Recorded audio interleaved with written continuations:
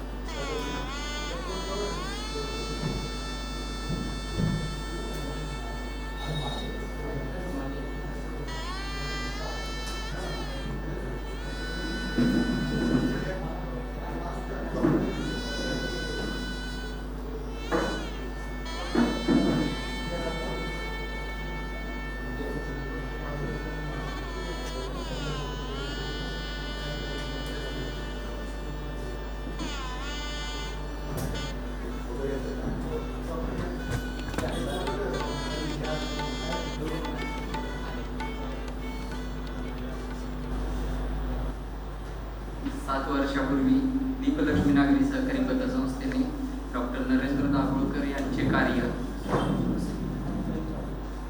तसेच विचार जनसामान्यांपर्यंत पोहोचवण्यासाठी विविध वक्त्यांची दरमहा व्याख्यानमाला आयोजित केलेली होती. सदर व्याख्यानमालेत ज्या वक्त्यांनी आपले विचार मांडले त्याचे रेकॉर्डिंग संस्थेने केलेले आहे. याचा लिखित मजकूर पुस्तक रूपाने डॉक्टर नरेंद्र दाभोळकर आठवणी जागर या नावाने प्राचार्य सुनील कुमार लवटे यांनी संपादित केलेले आहे. त्या पुस्तकाचा प्रकाशन सोहळा तसेच डॉक्टर नरेंद्र दाभोळकर आणि प्राध्यापक आर डी लिखित पुस्तकाचा सागर कांबळे यांनी केलेला हिंदी अनुवाद अंधविश्वास प्रश्नचिन्हावर पूर्णविराम या दोन्ही पुस्तकांचा प्रकाशन सोहळा आज या ठिकाणी संपन्न होत आहे. हा प्रकाशन सोहळा ज्यांच्या अध्यक्षतेखाली संपन्न होत आहे ते ज्येष्ठ साहित्यिक व विचारवंत प्राचार्य डॉक्टर सुनील कुमार लवटे. ज्यांच्या हस्ते हा प्रकाशन सोहळा संपन्न होणार आहे ते ज्येष्ठ साहित्यिक व समीक्षक पूर्व कुलगुरू डॉक्टर नागनाथ कोतापल्ले. तसेच या कार्यक्रमास प्रमुख पाहुणे म्हणून उपस्थित असलेले महाराष्ट्र अंधश्रद्धा निर्मूलन समितीचे कार्याध्यक्ष डॉक्टर हमीदजी दाभोळकर, ज्येष्ठ लेखक गझलकार प्राध्यापक विश्वास वसेकर, लेखक प्राध्यापक प रा आरडे, या पुस्तकाचे अनुवादक सागर कांबळे, आमच्या संस्थेचे चेअरमन माननीय शिरीषजी चिटणीस यांच्या संस्थेच्या वतीने मी हार्दिक स्वागत करतो. तसेच आपण सर्वजण उपस्थित राहिलात आपले मनापासून स्वागत. यानंतर मी संस्थेचे चेअरमन शिरीषजी चिटणीस यांना विनंती करतो की त्यांनी सदर कार्यक्रमाचा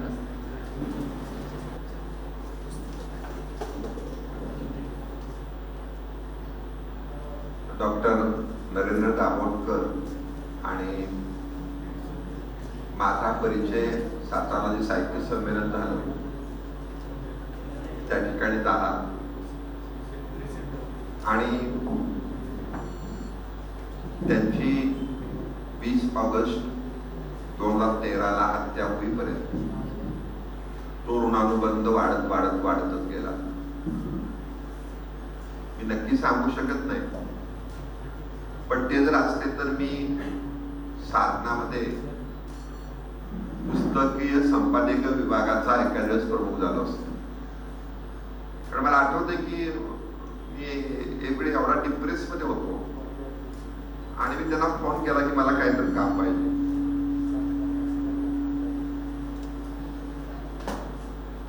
त्यांनी मला दुसऱ्या दिवशी फोन केला, म्हटले तुझ्याकडं लेखकांकडे जाऊन त्यांच्या मागं लागून पुस्तकं तयार करून घेण्याची जबाबदारीची एक शक्ती तुझ्याकडे आहे. त्यामुळे साधना संध्याची पुस्तक पुस्तक प्रकाशित करते वर्षाला साधारणपणे काही त्यांनी आकडा सांगितला, पण त्याच्यापेक्षा सुद्धा दुप्पट तिप्पट चौपट पुस्तकं प्रकाशित होऊ शकतात. आणि ती जबाबदारी तू घेशील का? तर म्हटलं मी आनंदाने घेईन.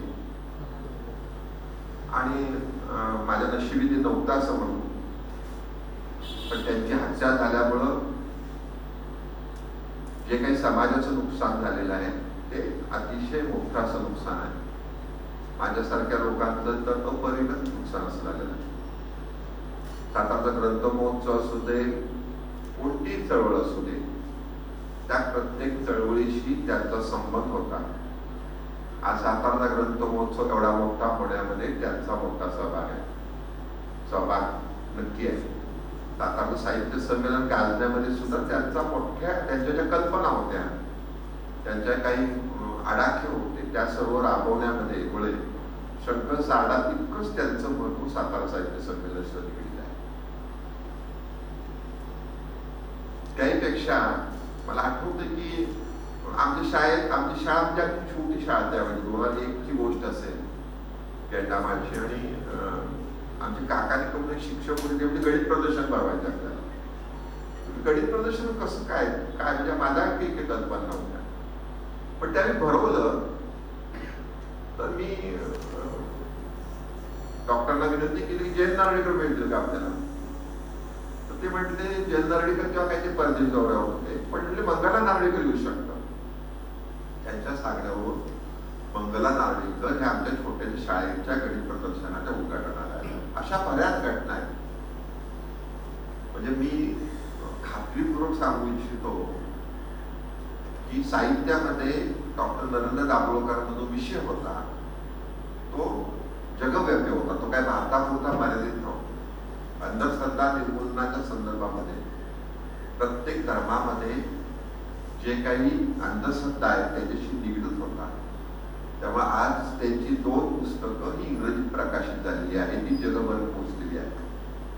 पण त्याहीपेक्षा मग मी तुम्हाला खात्रीपूर्वक सांगतो की त्यांच्या लिखाणातली ताकद, त्यांचं साहित्यिक मूल्य हे एवढं मोठं होतं की नोबेल पुरस्कार नक्की सर त्यांना पुढच्या कालावधीत मिळाला असं माझं तेव्हापासूनच मत आहे. आणि माझं हे जेव्हा मत झालं तेव्हा मी असं सांगू शकत नाही, पण या पुस्तकात जे लेख आहेत, उदाहरण संजय भास्कर जोशींचा रसिक डॉक्टर नरेंद्र दाभोळकर म्हणून लेख आहे. सदानंद मोरेंचा विशेषतः पूर्ण लेख नाही, परंतु त्यांनी ती पहिली 10 मिनिटं मांडणी केलेली होती. त्याच्यामध्ये त्यांनी धर्माच्या संदर्भामधल्या ज्या चुकीच्या गोष्टी त्या कमी करण्यासाठी प्रयत्न करण्याच्या बाबतीत मांडलेली भूमिका असेल.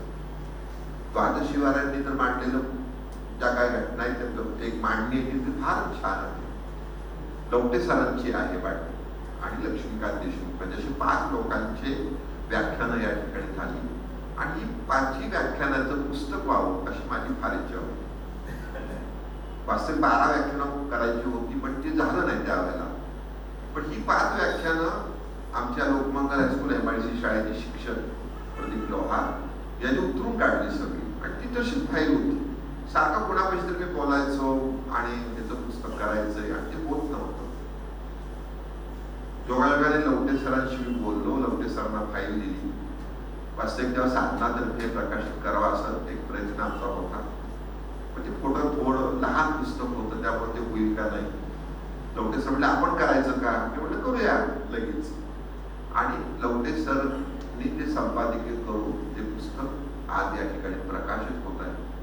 पण मी खात्रीपूर्वक सांगतो की जरी 8 वर्षानंतर हे पुस्तक जरी प्रकाशित होत असलं तरी सुद्धा त्यातला मजकूर जो आहे हा अतिशय महत्वपूर्ण असा आहे आणि कालातीत मजकूर आहे. थोडक्यात म्हणजे माणसाने कसं राहिलं पाहिजे हे डॉक्टर नरेंद्र दाभोळकर जरी वेगवेगळ्या क्षेत्रात काम करत असले तरी प्रत्येक क्षेत्राशी त्यांचं निगडीत त्यांचं काम होतं. साहित्य एवढं वाचन त्यांचं जबरदस्त वाचन जे म्हणून ते मी माझ्या बघण्यात नाही. किंवा साधना ज्या पद्धतीतून त्यांनी साधनाची उंची वाढवली किंवा ज्या पद्धतीनं बालकुमारांच्या पर्यंत त्यांनी जे काही काम केलं ते अतिशय मोठ्या प्रमाणात केलेलं काम. मला मुद्दाम मी एक त्याचा उल्लेख कायम करतो की ते अमेरिकेत गेले होते, त्यांची व्याख्यानं होती आणि तिथं पत्रकारांनी त्यांना प्रश्न विचारला होता की तुमची जी पंढरपूरची वारी आहे या वारीवर तुमची श्रद्धा आहे का? तर त्यांनी म्हटलं हो आहे श्रद्धा. तर तुम्ही कशावरून सांगताय? तर त्यांनी सांगितलं की ही महाराष्ट्रातली ही जी पंढरपूरची वारी आहे त्याचं महत्व एवढं मोठं आहे की या वारीमुळं समतेचा संदेश दिला जातो. या वारीमध्ये सर्व धर्मातली लोक असतात. हे एकमेव उदाहरण आज देशामध्ये आहे. मला वाटतं जगामध्ये असं म्हटलं तरी वाव ठरणार.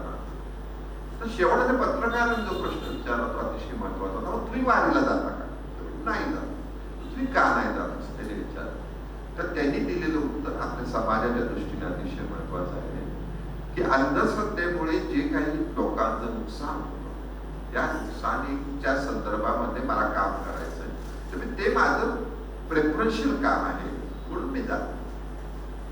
अशा माणसाचा निर्गुणरित्या खून होणं हे सातारकरांसाठी नाही, महाराष्ट्रासाठी नाही, तर देशासाठी अतिशय वाईट घटना झालेली आहे.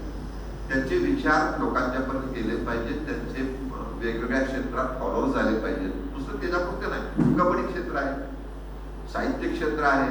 मला अजून आठवतंय साहित्य संमेलन झाल्यानंतर ट्रस्ट झाल्यानंतर त्यांना मी मागितलं होतं की काय काय आपण करूया. मी मगाशी लोटे सरांना बोललो, त्याचा ड्राफ्ट मला ते लिहून दिलेला होता. तो माझ्याकडे अजून आहे. ते आमचं ट्रस्ट यशस्वी पुढं चालू शकला नाही.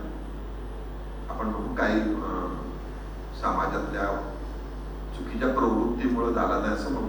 ती काही मी नाव नाही घेणार नाही, कारण पुढे मागे 5 वर्षाची मी गेली सुद्धा. तो डबऱ्यात टाकला. ज्या माणसाने 10 पैसे गोळा केले नाही तिने तो डबऱ्यात टाकला थोडक्यात म्हणजे ट्रस्ट.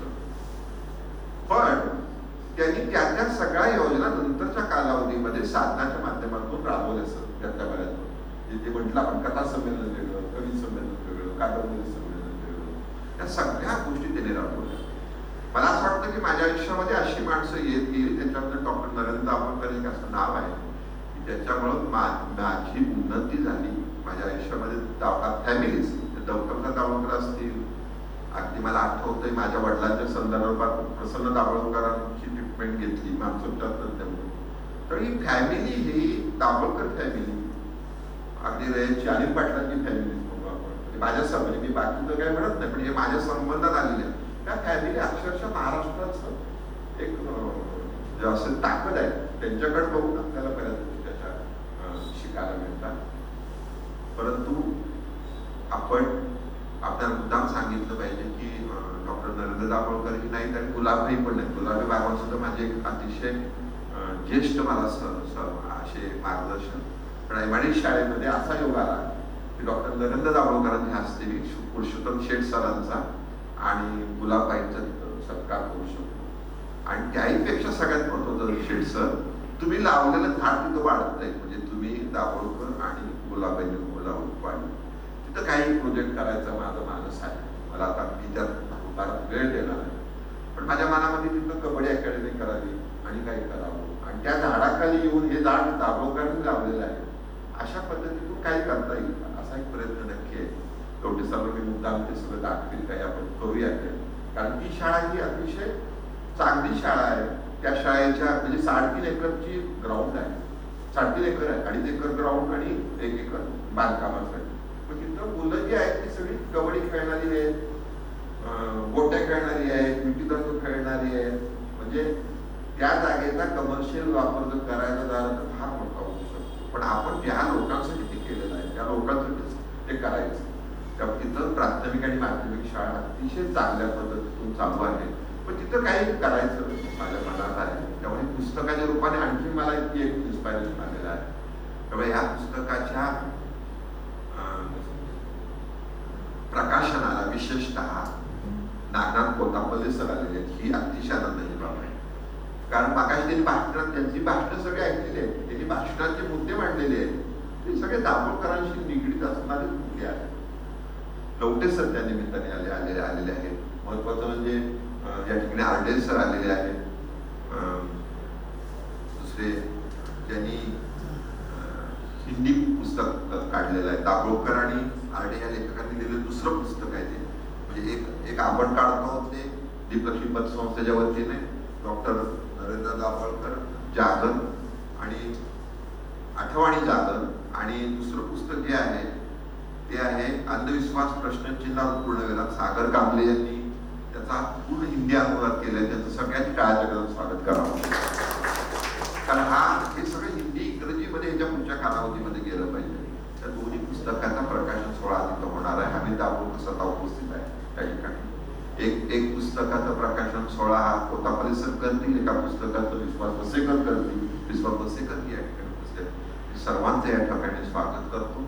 आणि पुढील कालावधीमध्ये सुद्धा आपण ह्या वाचनाच्या माध्यमातून, दाभोळकरांनी केलेल्या कार्याच्या माध्यमातून, त्यांची मंडळी पुढे काम करत असणार त्या माध्यमातून आपण काही घेत राहू. आणि समाजामध्ये चुकीच्या पद्धती ज्या चालू आहेत त्या कशा बंद होतील, आणि गरिबांचं जे शोषण होतं अंधश्रद्धेच्या माध्यमातून ते कसं आपल्याला कमीत कमी करता येईल, किंवा ते पूर्ण बंद आपण असंच म्हणणार ते कसं होईल, यासाठी आपण प्रयत्न करत राहूया. पुन्हा एकदा मी या ठिकाणी सगळ्यांचं स्वागत करतो आणि माझा प्रसंग संपवतो. जय जय महाराष्ट्र. जाता एक गोष्ट मी मागाशी लवकर सरांना बोललो की मला असं वाटत होतं की 8 वर्ष म्हणजे फार झाली ना. पुस्तक प्रकाशित व्हायला 7 वर्ष लागली. पहिलं वर्ष सोडून गेलं. आणि योगायोगाने माझ्या वाचनामध्ये एक देशाचं प्रमुख मासिक आहे ते आलं. त्या मासिकामध्ये सुरेश ऋतुपर्ण म्हणून जे एक अतिशय मोठे व्यक्तिमत्व होतं साहित्यामध्ये आणि समाजात, त्यांचं जैनेंद्रन यांनी मुलाखत घेतली होती 1969 साली, म्हणजे गांधीजींच्या शताब्दीनिमित्त. आणि ते चुकून तसंच राहिलं प्रकाशित मुलाखत त्यांच्या फाईलमध्ये. आणि त्या जुन्या फाईल उडकता त्यांना ती मुलाखत सापडली. आणि ही मुलाखत 2020 साली प्रकाशित झाली, म्हणजे गांधीजींच्या 150व्या जयंतीच्या दिवशी. मी म्हटलं त्याच्यापेक्षा आपलं बरं आहे, आपण 50 वर्ष तर काय लागले नाही. पण तो 50 वर्षाचा मुद्दा नाही. त्याचा मुद्दा त्यातला असा आहे की 50 वर्षानंतर सुद्धा जी जैनेंद्रची सुरेश ऋतुपर्ण यांची जैनेंद्रनी जी मुलाखत घेतलेली होती त्या मुलाखतीतले मुद्दे अजून सुद्धा तशीच आहे. तसं दाभोळकरांचा आहे. दाभोळकरांच्या या पुस्तकाची जी मांडणी व्याख्या त्यांनी केलेली आहे तीच मांडणी अजून सुद्धा पुढं महत्वाची आहे, हे मला यातून सांगायचं होतं. पुन्हा एकदा सर्वांचं स्वागत करतो. धन्यवाद. धन्यवाद चिटणीस सर. खऱ्या अर्थाने सातारकरांनी महाराष्ट्राला नवीन दिशा देण्याचं कार्य जर कोणी केलं असेल तर ते दाभोळकर सरांनी केलं होतं. आणि आज डॉक्टर नरेंद्र दाभोळकरांचा 8वा स्मृतिदिन आपण या दीपलक्ष्मी नागरी सहकारी पतसंस्थेच्या या विस्तृत अशा हॉलमध्ये साजरा करतोय. आज त्यांना खरी श्रद्धांजली ठरेल ती या पुस्तकांच्या माध्यमातून ठरेल, कारण की डॉक्टर दाभोळकरांचे विचार आपण पुस्तकांच्या माध्यमातूनच समाजासमोर पोहोचवू शकू. अंधश्रद्धा निर्मूलन समिती तर ती पोहोचवतेच, मात्र आपण या विचारांची जर गती आपण समाजासमोर देऊ शकलो तर ती पुस्तकच देत असतात. आणि म्हणून या पुस्तकाचा वितरण सोहळा मान्यवरांच्या हस्ते या ठिकाणी होत आहे. सर्व मान्यवरांना विनंती करतो की आपण या पुस्तकांचं या ठिकाणी अनावरण करावं. पहिलं पुस्तक आहे डॉक्टर नरेंद्र दाभोळकर, आठव आणि जागर.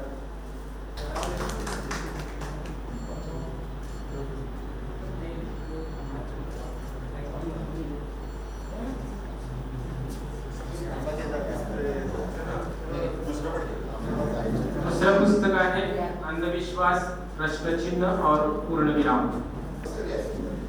सागर कांबळे सरांचं हे अनुवादित पुस्तक आहे.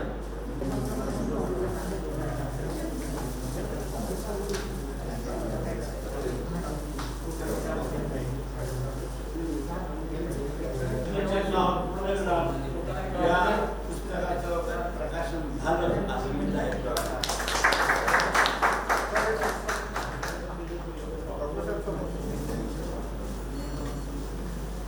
धन्यवाद सर्व मान्यवरांना. आजच्या समारंभासाठी उपस्थित असलेल्या सर्व मान्यवरांचा सत्कार सोहळा या ठिकाणी संपन्न होतोय. प्रथमतः आजच्या समारंभामध्ये उपस्थित राहिलेले मराठवाडा विद्यापीठाचे पूर्व कुलगुरू डॉक्टर नागनाथ कोचापल्ले सरांचा या ठिकाणी सत्कार होतोय. भोसले साहेबांना विनंती की आपण कोचापल्ले सरांचा या ठिकाणी सत्कार करा.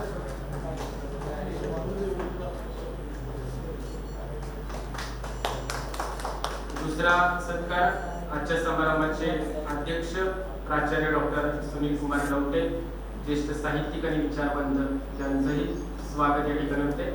भोसले सरांना विनंती की लवटे सरांचं या ठिकाणी स्वागत करावं. डॉक्टर नरेंद्र दाभोळकरांचे विचार पुढे घेऊन जाणारे त्यांचे सुपुत्र डॉक्टर हमीद दाभोळकरांचं स्वागत चिटणीस साहेबांना विनंती की हमीद सरांचं या ठिकाणी स्वागत करावं.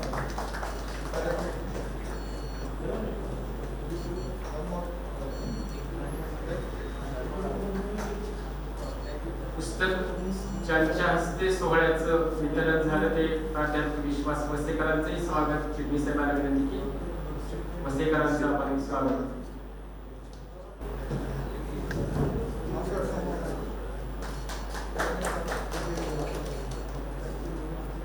प्राध्यापक व आरडे सरांचे या ठिकाणी चिटणीस साहेबांना विनंती की आरडे सरांचे या ठिकाणी स्वागत.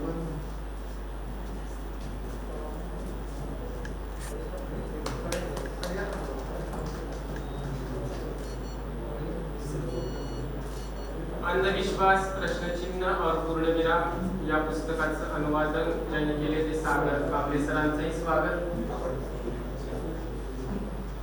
कोतापल्ली सरांच्या हस्ते सत्कार होते.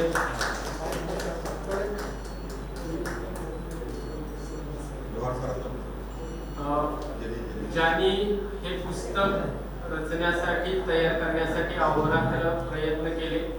आमच्याकडे डॉक्युमेंटेशन होतं, त्याचं ऑडिओ क्लिप होते आणि ते ऑडिओ क्लिप ऐकून आमच्या लोकमंगल हायस्कूल MIDC या विद्यालयातील मराठीचे शिक्षक यांनी हे सगळं लिहिलंय, कानाने ऐकलंय आणि मग हाताने लिहिण्याचं काम सर करत आहेत.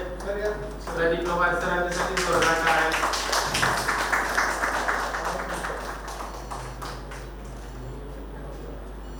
यानंतर भाग्यश्री कासवटे यांचाही या ठिकाणी सत्कार होतोय. त्यांनाही विनंती की आपण आपला सत्कार या ठिकाणी स्वीकारावा.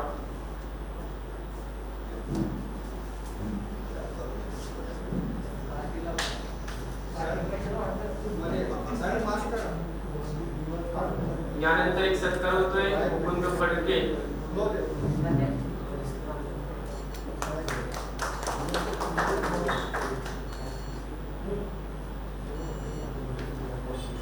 मुकुंद फडके, धन्यवाद सर्वांना मनापासून परत एकदा धन्यवाद. यानंतर आजच्या समारंभाचे अध्यक्ष प्राध्यापक डॉक्टर सुनील कुमार लवटे सरांना विनंती करतो की सर आपण अध्यक्ष भाषण शेवट असतं, मात्र आपल्या भाषणाने या कार्यक्रमाची सुरुवात होते.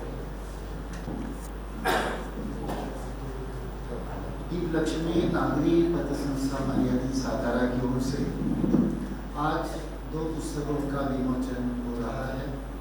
एक पुस्तक है डॉक्टर नरेंद्र दाभोळकर, आठवां उजागर, और दूसरी पुस्तक है अंधविश्वास प्रश्न चिन्ह और पूर्णविराम.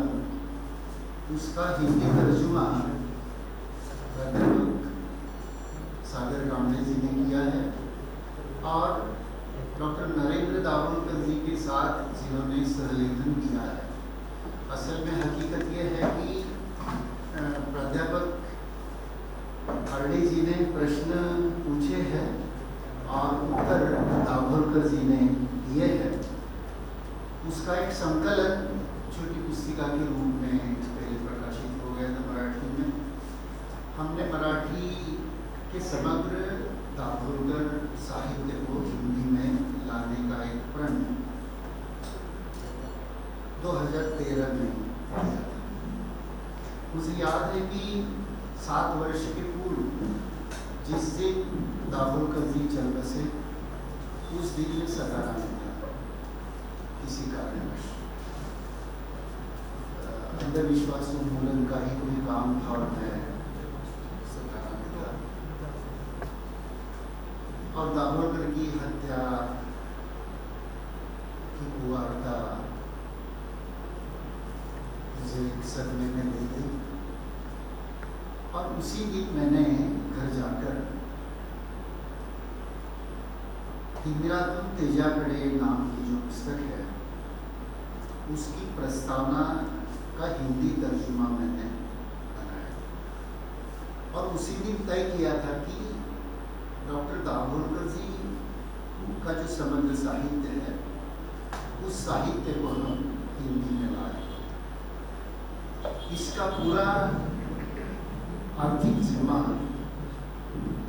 उनके सुपुत्र डॉक्टर हमीद दाभोलकर जी ने उठाया और मुझे खुशी है आपको आज की तारीख में समझाने में कि 1913 से हमारी जो यात्रा शुरू हो गई थी भाषांतर की, अनुवाद की, पिछले 7 वर्षों में हमने दाभोलकर जी की 11 रचनाएं इसके पूर्व प्रकाशित की है और इस वर्ष 1 नवंबर के पहले जो बची 4 पुस्तकें हैं उसका भी भाषांतर, डीटीपी वगैरह सब तैयार है, बस प्रकाशन की देरी है।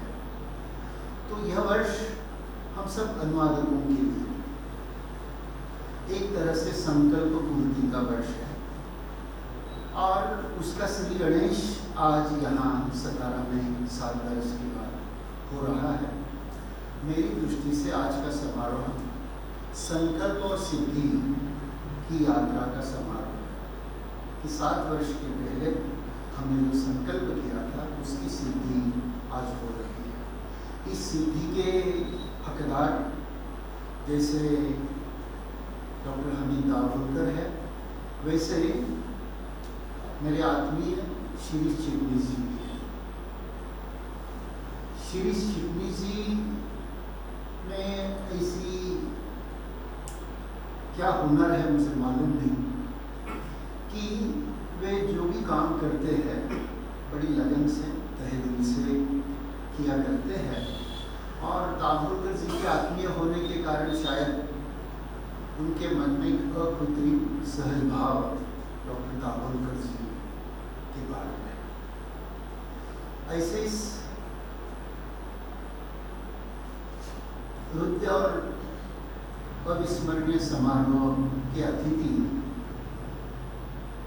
डॉक्टर बाबा साहेब आम्बेडकर विश्वविद्यालय के भूतपूर्व कुलपति, हिंदी में कुलगुरु को कुलपति कहते हैं, कुलपति डॉक्टर नाना कोतापल्ले जी और दूसरी पुस्तक के विमोचनकार मराठी के ख्यात के साहित्यकार प्राध्यापक विश्वास वसेकर, इन दोनों महानुभावों का मैं तहे दिल से शुक्रिया अदा करता हूँ कि उन्होंने अपने कर कमलों से इसको विमोचित किया, लोकार्पित किया। मैं शुक्रगुजार हूँ प्राध्यापक कोरा आरडे जी का। आप सब लोग जानते हैं कि आरडे जी हमारी अंधविश्वास वार्ता पत्र के कितने वर्षों से संपादक करते आए हैं। उनका हक बनता है कि वे अपना नाम दाभोलकर जी के साथ रख सकते हैं। इतना कार्य डॉक्टर दाभोलकर जी के कंधे से कंधा मिलाकर आरडे जी ने किया है। पिछले वर्ष हमने एक पुस्तक प्रकाशित की थी जिसके सहलेखक डॉक्टर हमीद दाभोलकर थे। तो डॉक्टर दाभोलकर जी ने 2 तरह की पुस्तकें लिखी, एक पूरे तौर पर उनकी लिखी और सहलेखकों के साथ लिखी हुई पुस्तकें। आप मुझे प्रश्न करेंगे कि ये खटाटोप आप क्यों कर रहे हैं हिंदी में ले जाने का। मैं आपको हकीकत से बताता हूँ। हमारे भारतवर्ष की यथार्थता यह है दोस्तों कि अंधविश्वास उन्मूलन की आवश्यकता महाराष्ट्र को नहीं है। भारत के परिप्रेक्ष्य आप उत्तर प्रदेश जाइए, उत्तर प्रदेश पता नहीं उसको उत्तम प्रदेश में कहते हैं, वहाँ जितनी अंधश्रद्धा है, बिहार में जाओ वहाँ जितनी अंधश्रद्धा है, असम में जाओ वहाँ जितनी अंधश्रद्धा है, उसकी तुलना में न बंगाल में है न महाराष्ट्र में। हमारा विचार ये था उस समय कि हम दाभोलकर जी के विचारों को यदि हिंदी में ले पाएंगे तो दाभोलकर जी के विचार न सिर्फ मराठी के विचार हैं, न किसी भारतीय भाषा के काबिल वो विचार है, अपितु समस्त मानव जाति की वह एक वेदना लिपि है। डॉक्टर दाभोलकर जी का समग्र साहित्य आप पढ़ेंगे तो उनमें एक झिझक और ललक ऐसी थी कि धर्म को लेकर हमारे भारतवर्ष में जो शोषण होता है, विशेषकर कर्मकांडों के जरिए जो शोषण होता है भारतीय समाज का, जो पोंगा पंडित है, गुरडम रचने वाले लोग हैं, जिसको मराठी में बुआबाजी कहते हैं, इन सबका पर्दाफाश करने की ताकत डॉक्टर नरेंद्र दाभोलकर जी के विचार में। आज मुझे आप पूछेंगे मराठी में जो शब्द प्रस्तुतता नाम से चलता है, हिंदी में उसे हम प्रासंगिक कहते हैं। आप मुझे पूछेंगे कि डॉक्टर दाभोलकर जी के विचारों और साहित्य की प्रासंगिकता आज क्या है? आज जबकि भारतवर्ष का नेतृत्व हिंदू कट्टरपंथी कर रहे हैं, ऐसे समय मैं आपको दावे के साथ कह सकता हूँ उसका इलाज यदि कोई ढूंढना चाहता है तो सारे इलाज आपको दाभोलकर के साहित्य का। भारतवर्ष को तमाम तरह की धर्म सिद्धियों का उपाय जिनको करना है, उनके उपाय सारे दाभोलकर जी की पुस्तकों में, विचारों में आपको मिलेंगे। इत्तेफाक से मैं दाभोलकर जी के साथ 98 से लेकर 2013 तक काम करता रहा कोल्हापुर जिले में। मेरी अपनी ऐसी मान्यता है कि डॉक्टर नरेंद्र दाभोलकर एक व्यक्ति नहीं थी, वो व्यवस्था थी, वो संस्था थी, वो एक विचार था कि जो समाज को बुनियादी तौर पर, जिसे हम जड़ से बदलना कहते हैं, उखाड़ना नहीं बदलना, जड़ से उखाड़ा भी जाता है हिंदी में, लेकिन दाभोलकर जी का जो प्रयास है, मैं मानता हूँ कि आज जो हिंदू धर्म की बातें करते हैं ना, वो जड़ से उखाड़ने की बातें करते हैं। दाभोलकर जी जड़ से उखाड़ने की बात नहीं करते, जड़ से बदलने की, बुनियादी तौर पर इस भारतवर्ष में जिस प्रकार की वैज्ञानिक दृष्टिकोण की क्रांति वो लाना चाहते थे, वो उनके समग्र साहित्य में फैली हुई है।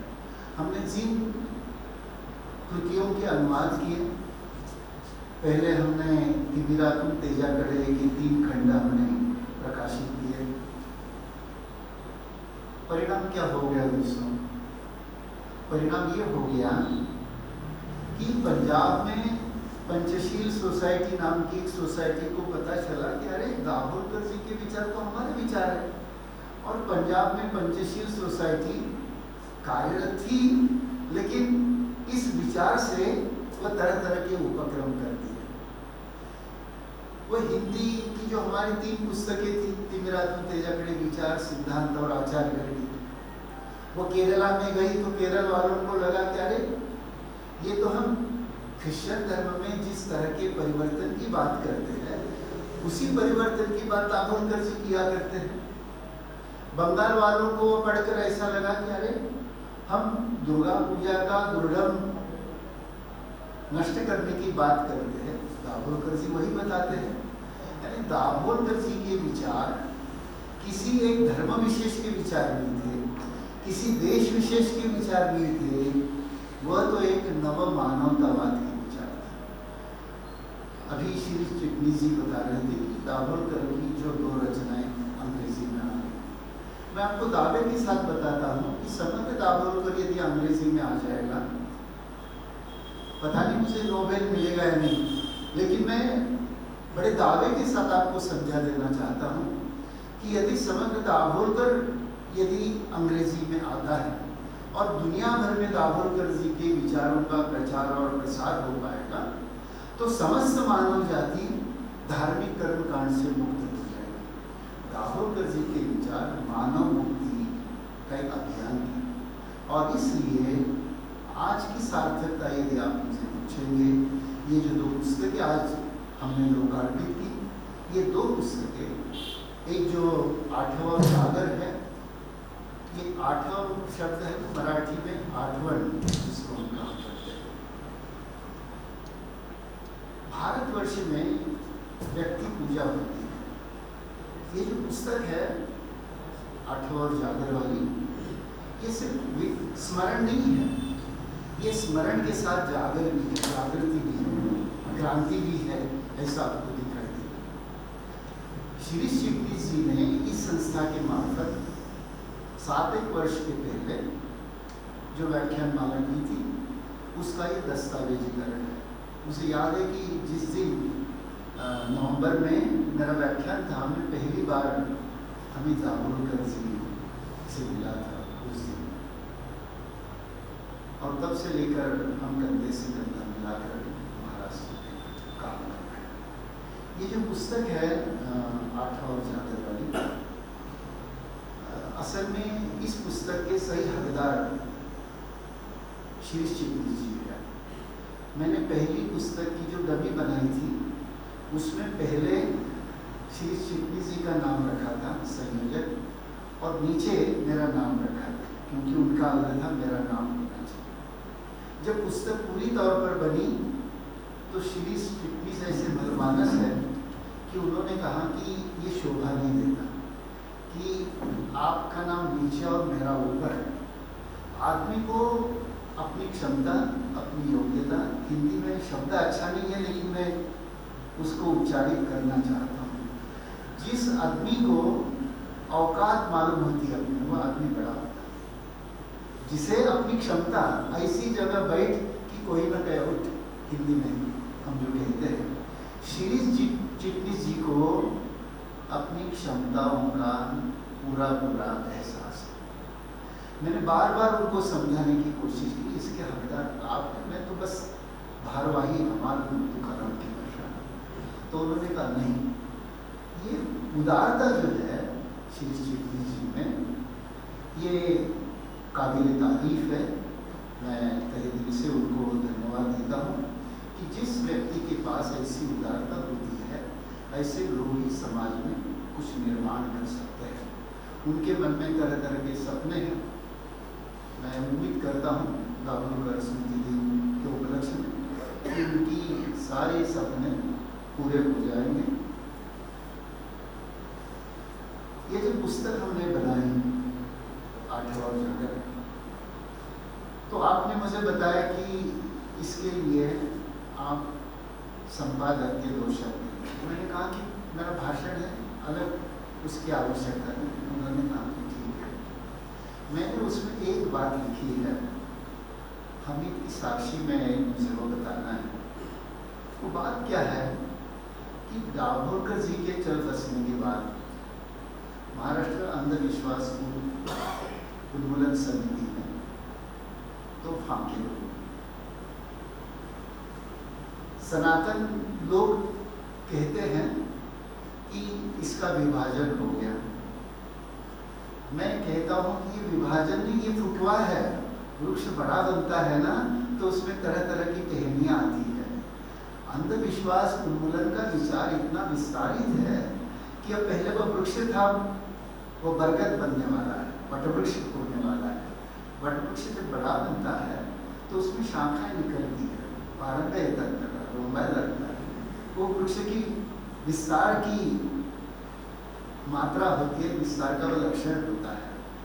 महाराष्ट्र अंधविश्वास उन्मूलन समिति वर्तमान में 2 धाराओं में काम कर रही है।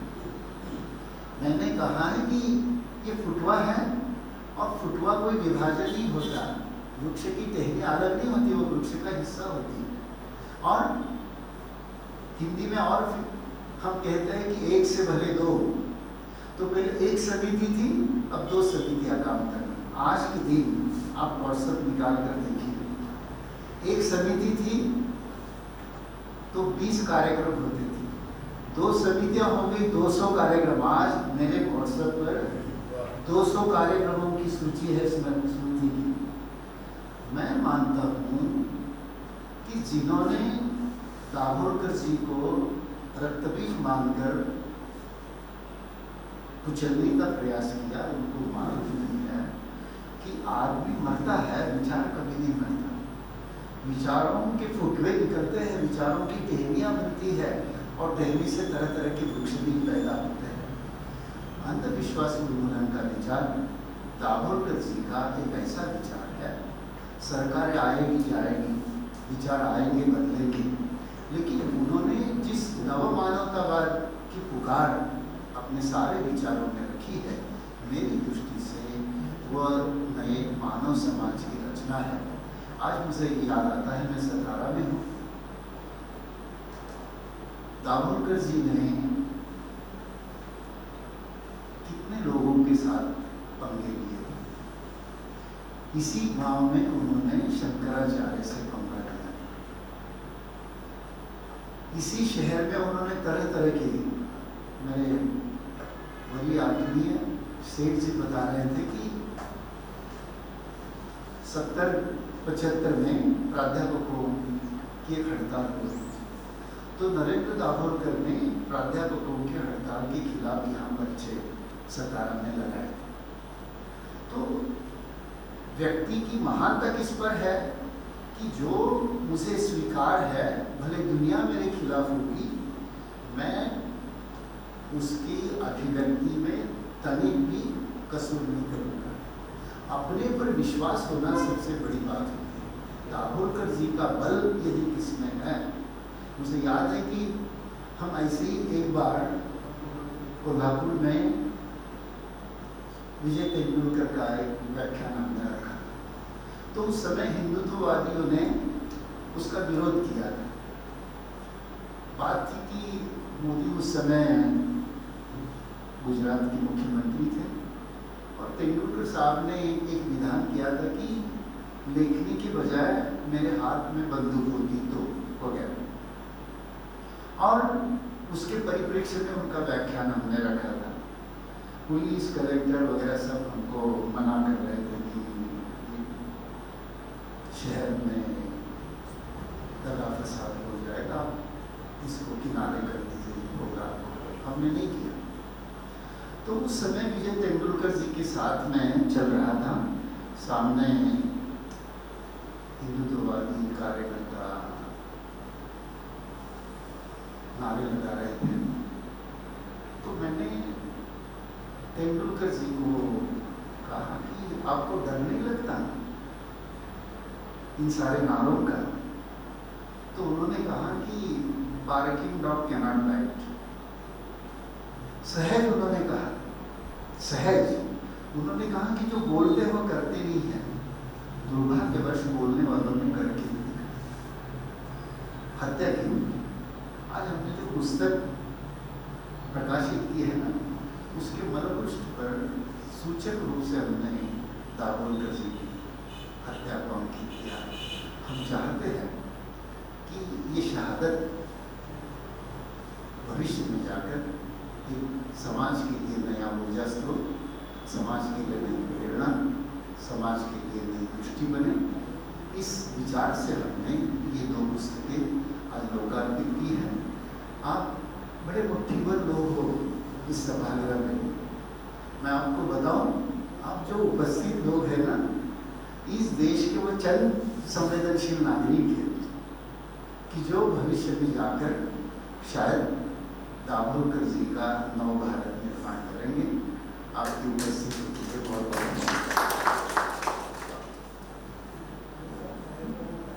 धन्यवाद प्रोफेसर जी। बेखूबी हम हिंदी में वार्तालाप करते थे और हमारे सातारा वासी मराठी होने के बावजूद भी राष्ट्रप्रेम जानते हैं और मेरी राष्ट्रभाषा का सम्मान जानते हैं। आपके विचार उनके पास, उनके मस्तिष्क में, उनके हृदय तक नहीं, बीच बीच में आपने हिंदी मराठी में बोला। अरे वो है मेरी हिंदी, प्यारी हिंदी व राष्ट्रभाषा मेरी हिंदी। तो आपको मनपूर्वक धन्यवाद। और मैं कहना चाहता हूँ कि दाभोलकर के विचार जो मराठी में थे व हिंदी में अनुवादित कर सिर्फ महाराष्ट्र के लिए नहीं तो समस्त भारतवासियों के लिए आप भारतवासियों तक पहुंचाने का उच्चतम कोटि का काम किया है। हृदयपूर्वक सर आपको धन्यवाद दूंगा। और इसके तत्पश्चात श्रीमान लांडगे सर जी से विनंती आहे की सर तुमचा या ठिकाणी सत्कार सोहळा होतोय। तुम्हाला विनंती की आपण या ठिकाणी सत्कार सोहळा तुमचं स्वागत.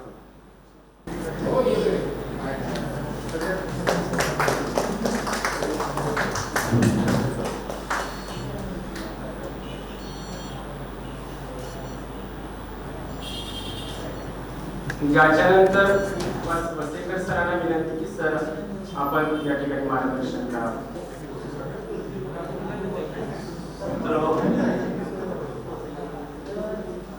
डॉक्टर लवते सर मला म्हणाले की तुम्ही हिंदी पण छान बोलू शकता। खरं तर भाषेचा फरक हा काही हृदयाचा फरक एकाने फार छान लिहिले हिंदी आणि उर्दू विषय कि हिंदी और उर्दू और हिंदी में फर्क है इतना, उर्दू और हिंदी में फर्क है इतना, उर्दू में देखते हैं ख्वाब, हिंदी में सपना। तेव्हा हा तो भाषेचा मुद्दा आहे, तो महत्त्वाचा मुद्दा आणि विचाराचा मुद्दा हा महत्त्वाचा आहे। आणि माझा मी फार मोठा सन्मान समजतो की माझी कुठलीही योग्यता नसताना मला या पुस्तकाचं विमोचन करण्याची संधी चिटणीस मिळाली। मित्रो, जसं कळायला लागलं तेव्हापासून मी साधना या साप्ताहिकाचा आणि अंधश्रद्धा निर्मूलन समिती यांच्या कार्याशी निगडीत आहे। विद्यार्थी असताना साधनेने विद्यार्थ्यांकरता अतिशय कमी किमतीमध्ये वर्गणी घेऊन अंक दिले होते। तेव्हापासून मी साधनेचा वर्गणदार आहे। आता साधना प्रकाशन हे माझं प्रकाशन झालेलं। मित्रो, एक गोष्ट लक्षात घ्या आपल्या भारतासारख्या देशामध्ये की प्रवाहपतीत होणं फार सोपं असतं, सुकर असतं, परंतु प्रवाहाच्या विरुद्ध पोहायला खूप शक्ती लागते। तर डॉक्टर नरेंद्र दाभोळकर हे या प्रकारचे शक्तिशाली विचारवंत होते, त्यांनी प्रवाहाविरुद्ध पोहण्याचा फार मोठा आणि महत्त्वाचा वसा घेतलेला आहे। आणि मित्रो, त्यांचं जे कार्य आहे ते फार सुंदर शब्द वापरला लवते सरांनी, नव भारत निर्माणाचं, नव समाज निर्माणाचं कार्य अशा प्रकारचं। आज आपण पाहतो की या देशाला एक नाही अनेक नरेंद्र दाभोळकरांची गरज आहे। हे जे कार्य आहे ते अजून थांबलेलं नाही, संपलेलं नाही, कारण अजूनही निरनिराळ्या भागामध्ये, निरनिराळ्या ग्रामीण भारतातच नाही तर शहरामध्ये सुद्धा प्रचंड अंधश्रद्धेचं हे विष कोफावलेलं आहे। तेव्हा या अंधश्रद्धेतून मुक्त होणं हे खऱ्या अर्थानं देशाला एक नवं स्वातंत्र्य मिळण्यासारखं आहे।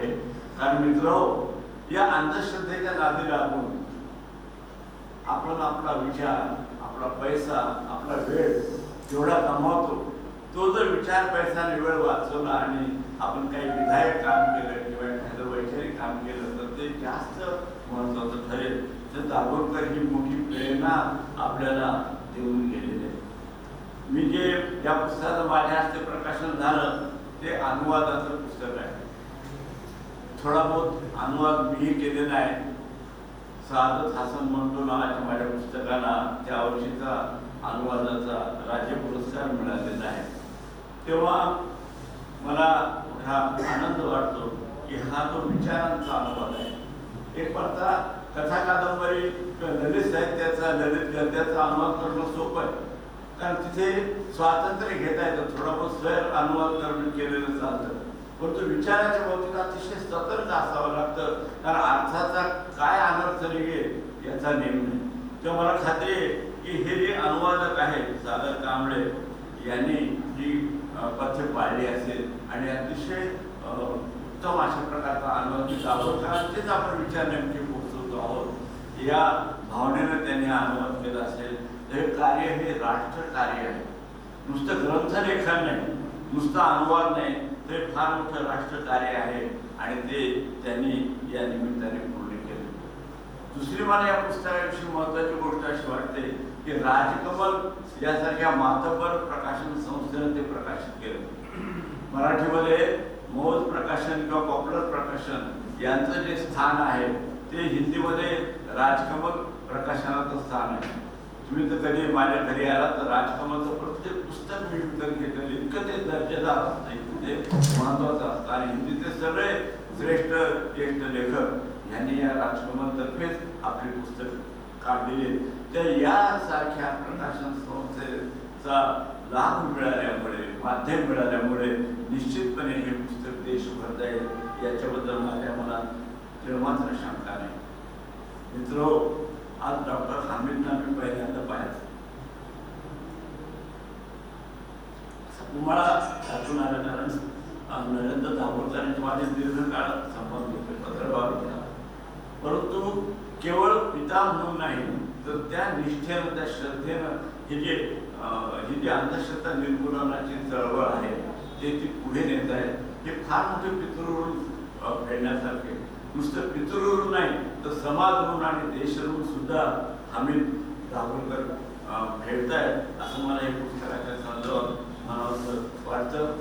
मित्रहो, अंधश्रद्धा निर्मूलन ही नुसती चळवळ म्हणून उपयोगायची नाही, तर त्याची व्याप्ती एवढी वाढली पाहिजे की ते एका देशभराचं विराट असं जन आंदोलनाचं स्वरूप त्याला येणं गरजेचं आहे. आणि आपला देश निरनिराळ्या प्रकारच्या शोषणातून मुक्त झालेला पाहायला जसं आपल्याला आवडेल किंवा पाहायचं आहे आपलं स्वप्न, तसं आपला देश या अंधश्रद्धेच्या जोखडातून सुद्धा कधी मुक्त होईल ते पाहायला आपण सगळेच आतुर आहोत. आणि तो दिवस वो सुबह इन्हीं से आएगी एवढं मी निश्चित मनाला सांगतो. पुण्यातल्या या संबंधित संपादक, लेखक, अनुवादक या सगळ्यांचं मनपूर्वक अभिनंदन करतो आणि थांबतो. धन्यवाद. धन्यवाद सर. खऱ्या अर्थाने आज आपण 70 वर्षात पदार्पण करताय आणि त्या 70रीत पदार्पण करीत असताना तुमच्या हस्ते आज दाभोळकरांची विचार समाजापर्यंत पोहोचवणारी 2 पुस्तकं आपल्या हस्ते त्या ठिकाणी प्रकाशित होत आहेत. ही महाराष्ट्रासाठी आणि देशासाठी निश्चितच परिवर्तनाची नांदी ठरू शकेल अशी आपण आशावाद या ठिकाणी निर्माण करूया. यानंतर आज ज्यांची पुस्तक या ठिकाणी प्रकाशित झाले ते आरडे सरांना विनंती की सर आपण या ठिकाणी आपलं मनोगत व्यक्त करावं.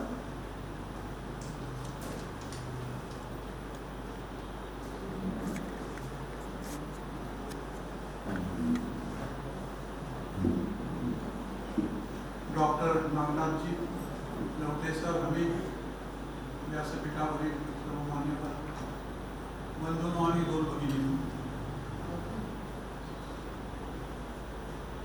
नरेंद्र दाभोळकरांचा 32 वर्षापूर्वी माझा परिचय झाला.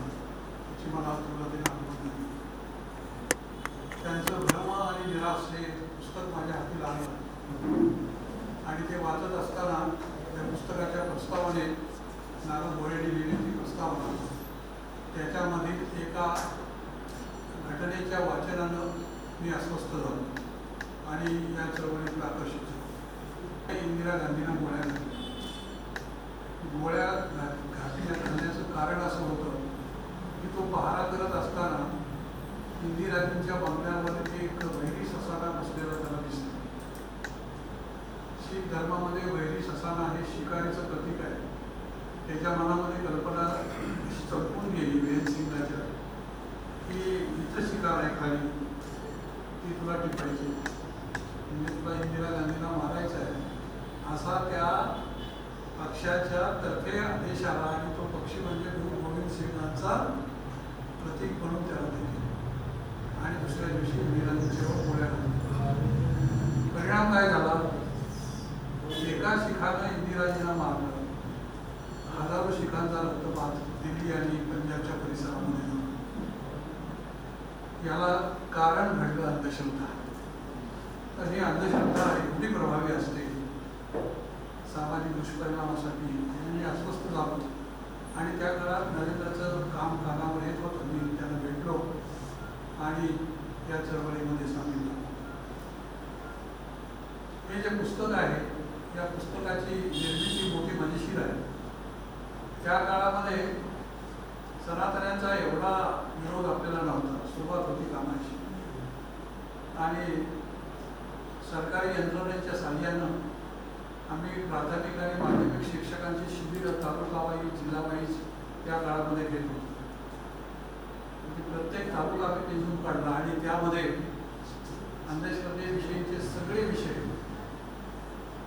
संमोहन, बुवाबाजी, चमत्कार, ज्योतिष, 2 दिवस ती शिबिरं चालायची. या शिबिरामध्ये प्रत्येक विषय संपल्यानंतर लोक काही प्रश्न विचारायचे. ते प्रश्न 2 प्रकारचे होते. एक म्हणजे प्रामाणिक शंका असणारे प्रश्न आणि दुसरे म्हणजे खवचट प्रश्न. अंधश्रद्धा निर्मूलनाच्या कामाबद्दल तिरकस विचारण्यात आला. एक नेहमी तिरकस प्रश्न असा विचारला जायचा का तुम्ही म्हणता प्रत्येक गोष्टीची चिकित्सा करा, चिकित्सा करा, तुम्ही हे तुमचे आई वडील आहेत, हेच का तुमचे आई वडील अशी चिकित्सा करतात? अशा तऱ्हेचे तिरकस प्रश्नही यायचे. त्यानंतर काही जेन्युइन प्रश्नही असायचे की एका मुलाला त्याच्या तोंडावर रुमाल कसा आणि पळवून दिलं संमोहित करून, खरं की खोटं. तेव्हा असे जे प्रश्न यायचे, या सगळ्या प्रश्नांचं उत्तर वैज्ञानिक दृष्टिकोनातून देण्यासाठी म्हणून आपण पुस्तक लिहावं अशी कल्पना आपल्याला सुचली. माझ्याशी त्यांनी चर्चा केली. मी कॉलेजमध्ये प्राध्यापक होतो, त्यामुळं हा माणूस जरा शहाणा आहे, लिहायला मदत करेल असं वाटलं असावं. मगाशी तुम्ही जो उल्लेख केला त्याच्यामध्ये मी जरा बदल करतो की मी प्रश्न विचारले आणि डॉक्टरांनी त्याची उत्तरं दिली, असं या पुस्तकाचं स्वरूप नाही. तर या पुस्तकामध्ये एकूण जे चॅप्टर्स आहेत ते आम्ही विभागून घेतले विषयवार आणि काही विषय डॉक्टरने हाताळले आणि काही विषय मी हाताळले. अशा रीतीने हे पुस्तक तयार झालं. आणि हे पुस्तक लोकांना एवढं आवडलं की माझ्या हातामध्ये मी जी आवृत्ती आहे या पुस्तकाची राजहंसनं प्रकाशित केलेली 19वी आवृत्ती. महाराष्ट्रामध्ये 19-20 आवृत्त्या निघणारं हे पुस्तक, याचा मला हिंदी में भी निकलेगा. आणि अशा या पुस्तकाचं हिंदी भाषांतर करण्याचा खूपच मला आनंद झालेला आहे. लोकेश सर, बरं झालं तुम्ही हे हिंदी भाषांतर केलं. आता हे हिंदी पठ्यात गेल्यानंतर कुसुमाग्रजांच्या कवितेत म्हटल्याप्रमाणे लंगोटीला यांच्या मोत्याची झालं गांजाचे आयात ठरावाले, ते सगळे साधू कसे आहेत याबद्दल उत्तर हिंदुस्थानातल्या लोकांना या पुस्तकाने कदाचित जाणीव होईल आणि दाभोळकरांच्या साहित्यामुळे. त्यामुळे तुमचं काम मौलिक आहे, त्याबद्दल मी तुम्हाला धन्यवाद देतो. पुस्तक यायचं उत्तरेकडं त्या रामोबा दादाला कुणीतरी आठ्यपार झेंडा लावला असं म्हणतात. कशासाठी लावला आम्हाला माहीत नाही, पण प्रबोधनाचा झेंडा तुम्ही उत्तर हिंदुस्थानात दिल्लीकडे ठेवला याबद्दल तुमचं. नरेंद्र दाभोळकरांचा आठव या संदर्भावर फक्त 1-2 मिनिटांमध्ये मी बोलतो आणि सांगतो कशी त्यांची एकूण कामाची पद्धत. बोलता पद्धत नावाचा एक माणूस 20 पैशाचा खडा 20 रुपयाला विकायला आला. मधुसूदन पटवर्धन असं त्याचं नाव. तो बडोद्याचा होता आणि त्यानं काय केलं की हा खडा घ्या, या खड्यातून किरणं निघतात, लहरी निघतात, की तुमच्या भोवती कर्णाची जशी कवच कुंडलं तशी ती लपेटतात तुमच्या भोवती किरणं आणि लहरी, आणि तुमचं कुठल्याही संकटापासून संरक्षण होतं. त्याच्यावर नरेंद्र दाभोळकर, मंडलेसर आणि आम्ही गेलो त्याच्या त्या खड्याच्या प्रदर्शनामध्ये आणि बंद करून त्यानं बंद केलं. आणि दुसऱ्या दिवशी कोर्टामध्ये माझ्या धंद्यावर एक हल्ला केला म्हणून खटला. त्या संदर्भात एक आठवण मला तुम्हाला आवर्जून सांगावी अशी वाटते. पळणीकर हे दैनिक ऐक्याचे संपादक त्यावेळी होते. आम्हाला पान त्यांचे न्यायालयात यायच्या लोका पद्धती आणि त्या खड्याचे सगळे गुण वगैरे वाढून राहिले. तर आम्हाला असं वाटलं की आमचंही वैज्ञानिक दृष्टिकोनातून काय म्हणणं आहे ते पळणीकरांनी छापावं. म्हणून आम्ही गेलो सुरेश पळणीकरांनी, तुम्ही त्याची जाहिरात छापताय. तर आमचं म्हणणं काय आहे, दुसरी बाजू येऊ द्या. त्यावेळी पळणीकर म्हणाले की माफ करा नरेंद्र, ते दोघे जण मित्र होते बरं का, की मी तुमचं म्हणणं असताना मला त्याची अर्ध्या पदाची जाहिरात छापण्यासाठी एका महिन्याला 30,000 रुपये दिले. मी त्या व्यवहाराशी बांधलेला आहे. त्या जोपर्यंत व्यवहाराची बांधिलकी संपत नाही तोपर्यंत मी तुमचं छापू शकत नाही. मात्र नंतर दुसऱ्या दिवशी तुम्ही पाठवत द्या मला, मी ते छापतो. इथं एका गोष्टीची जाणीव आम्हाला प्रकर्षानं झाली की प्रसार माध्यमं ही सामाजिक हितासाठीच असतात असं नाही. त्यांचा मुख्य हेतू व्यवहारात असतो. आणि अशा या संघर्षातून चळवळीतून आम्ही पुढे गेलो. नंतर मी मासिकाचं संपादक झालो. 18 वर्ष संपादक सांभाळलं. आणि अजूनही आम्ही सगळी मंडळी नरेंद्र दाभोळकरांचा विचार लोकांच्यापर्यंत पोहोचवण्यासाठी कटिबद्ध आहोत आणि प्रयत्न करतो आहोत. या समारंभासाठी लवटे सरांनी मला आग्रह केला आणि मी उपस्थित राहणं माझं कर्तव्य होतं म्हणून मी या ठिकाणी उपस्थित राहिलो. पुन्हा एकदा सरांना धन्यवाद देतो. सागर हा या पुस्तकाचं जे भाषांतर केलं सागरने, त्याचे मला प्रमुख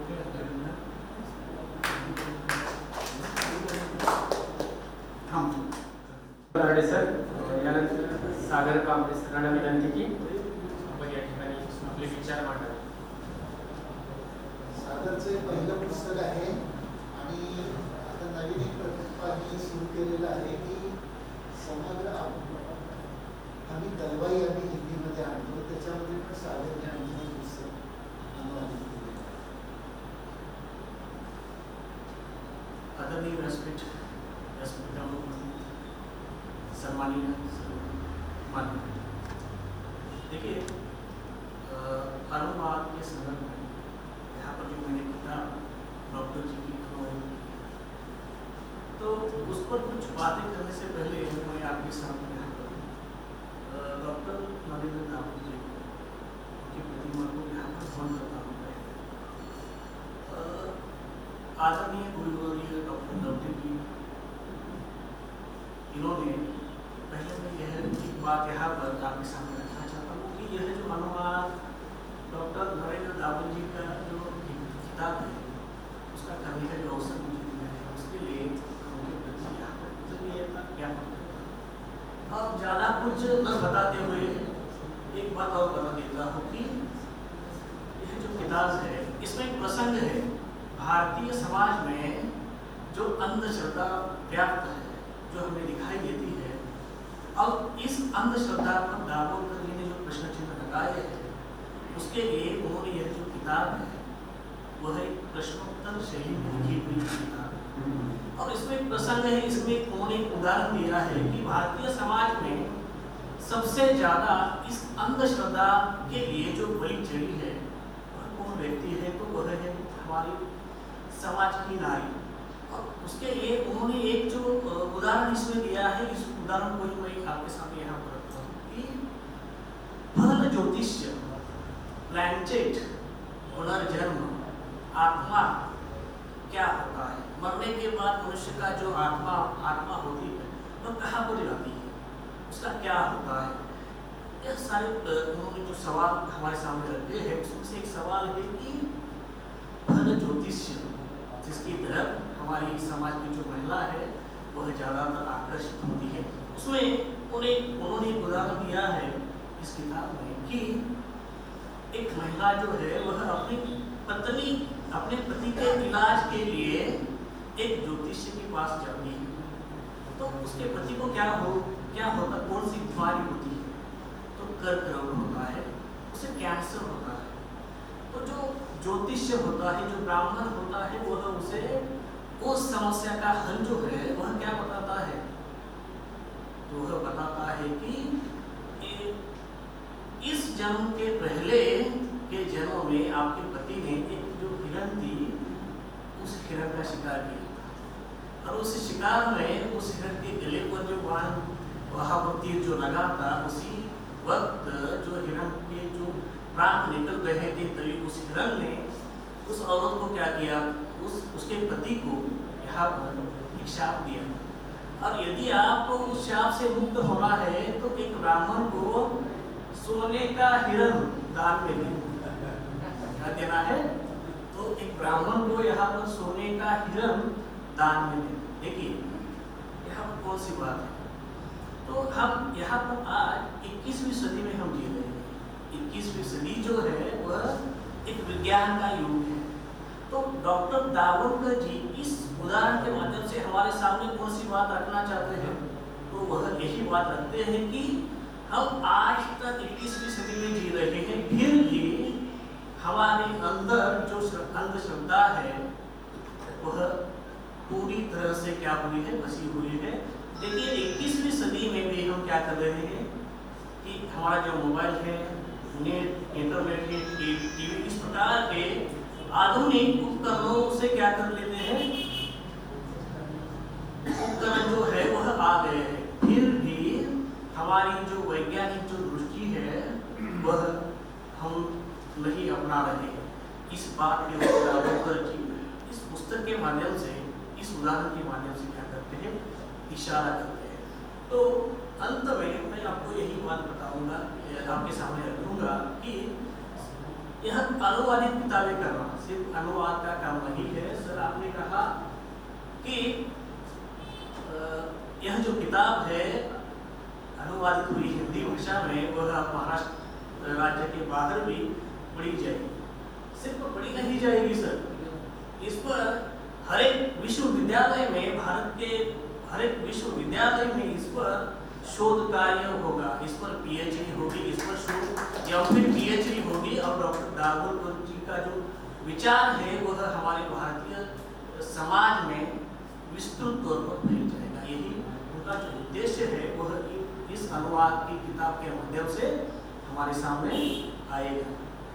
तो यह जो बात है वह इसी बात को डॉक्टर जी ने हमें क्या करना चाहते थे, इसी बात से सचेत करना चाहते थे कि जो अंधश्रद्धा है इसे किस प्रकार से बचा जाए, और इसी को उन्होंने इस पुस्तक के माध्यम से हमारे सामने रखा है। अंत में मैं यही कहूँगा आपसे कि जो संयोजक जो है उन्होंने मुझे यहाँ पर अनुवादक के तौर पर जो बोलने का जो अवसर दिया है, उसके लिए मैं उनके प्रति यहाँ पर कृतज्ञता ज्ञापित करता हूँ और यहाँ पर अपने कुछ शब्दों को विराम देता हूँ। फक्त एकाच पुस्तकावर सर थांबू नका. दाभोलकरांचे विचार तुम्हाला हिंदीतून अजून परत पुढे द्यायचे आणि म्हणून तुम्हाला समस्त सभागृहातील लोकांच्या तर्फे मी शुभेच्छा देतो. तुमच्या हातून दाभोलकरांचे विचार हिंदीतून जास्तीत जास्त पोहोचावेत आणि त्यासाठी खूप खूप अशा शुभेच्छा सर तुम्हाला. यानंतर आम्ही सरांना विनंती की आपण आपले विचार या ठिकाणी व्यक्त करा. नमस्कार. आदरणीय Potapalle sir, Lawate sir, Arde sir, प्राध्यापक वसेकर, शिरीषजी आणि उपस्थित सगळ्या बंधू भगिनींनो, खरं तर मी बोलण्यासारखं आता फारसं काही शिल्लक राहिलेलं नाही आहे. डॉक्टरांच्या 8व्या स्मृतिदिनी हा जो काही सोहळा आपण सगळ्यांनी घडवून आणला त्याच्याविषयी मी कृतज्ञ आहे, एवढंच मी या निमित्ताने म्हणू शकतो. ज्यांनी डॉक्टर नरेंद्र दाभोलकरांना मारलं त्यांची इच्छा होती की डॉक्टरांचे विचार संपवावेत, त्यांचे काम पुढे नेऊ इच्छिणाऱ्या लोकांच्या मनामध्ये भीती निर्माण व्हावी आणि हे काम थांबावं. आज प्रत्यक्षात उलटं झालेलं दिसतंय. बोलणारा प्रत्येक वक्ता असं म्हणतोय की येत्या कालखंडामध्ये या कामाचं महत्त्व वाढत जाणार आहे. आणि आपण जर आजूबाजूला समाजात बघितलं तर केवळ महाराष्ट्रात नाही, भारतात नाही, जगभरात परवा तालिबान अफगाणिस्तानवरती केलेला कब्जा आपण बघितला.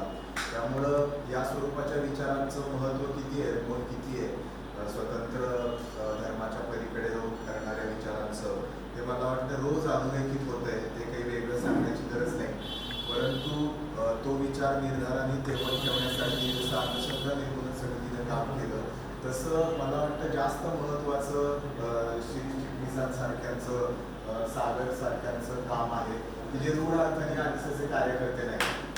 लवटे सर, आरडे सर, आम्ही गेली अनेक वर्ष हेच करत आलेलो आहे.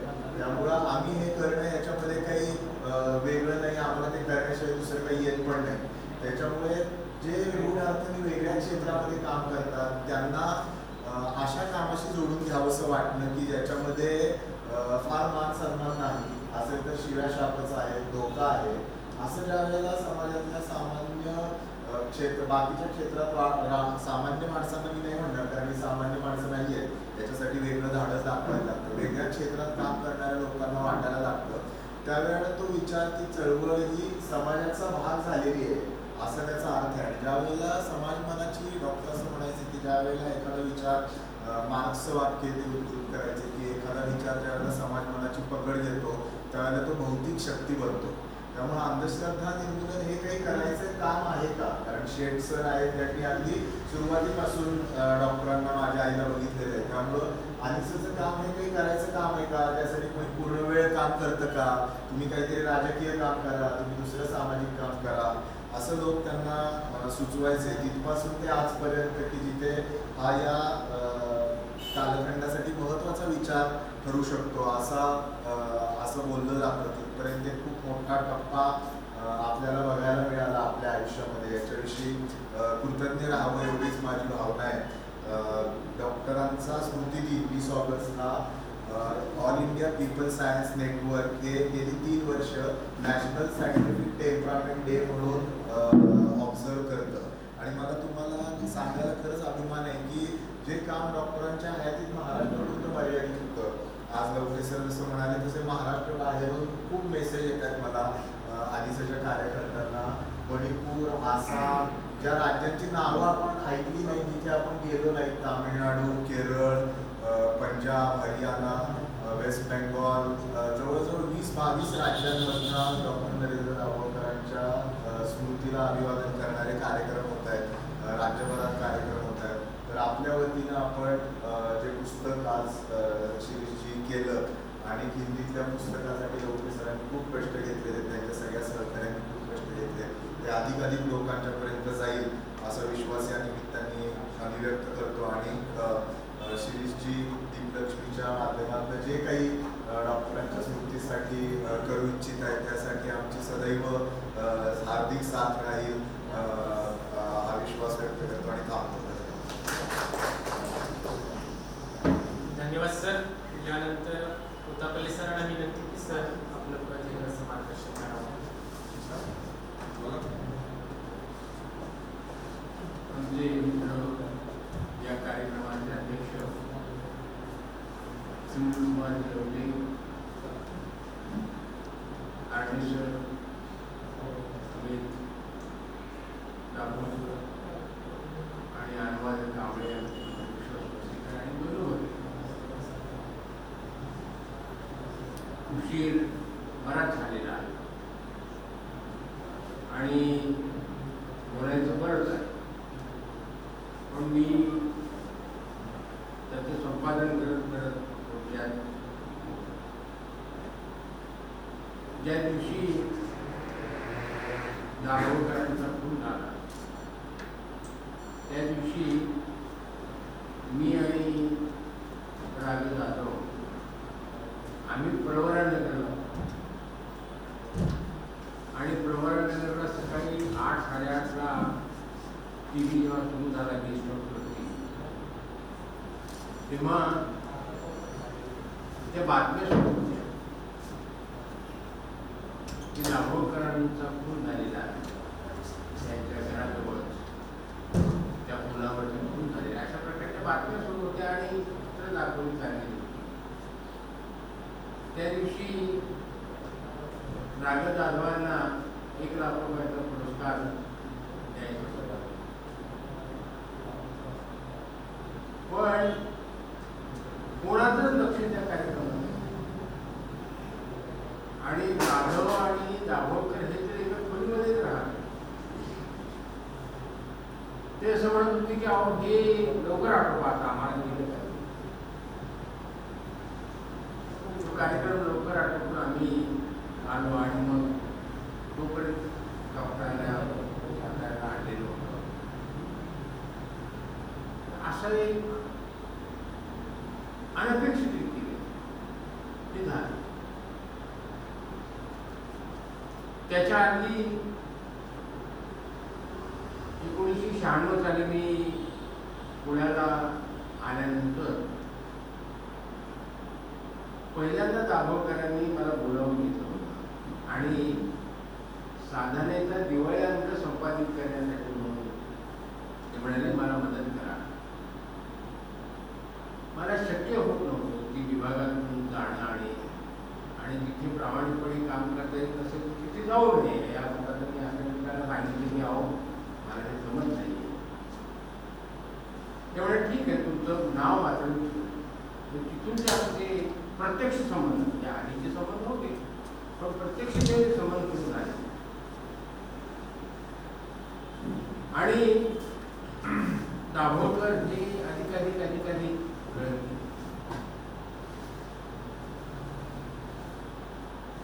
त्यांनी चिंचवडमध्ये संमेलन घेतलेलं होतं अंधश्रद्धा निर्मूलन साहित्य संमेलन. त्या संमेलनामध्ये मी सदानंद कोरे वगैरे हे सगळे लोक आम्ही सहभागी झालेलो होतो. तिथे मी असं म्हणालो की अंतिमतः अंधश्रद्धा ह्या धर्माजवळ येऊन धर्म नावाची जी गोष्ट आहे तिच्यात कुठेतरी हे सगळं इथून ह्या उगम होतात किंवा त्याचा फायदा घेऊन हे सगळं होते. दाभोळकर म्हणाले बरोबर पण हे आत्ताच आपल्याला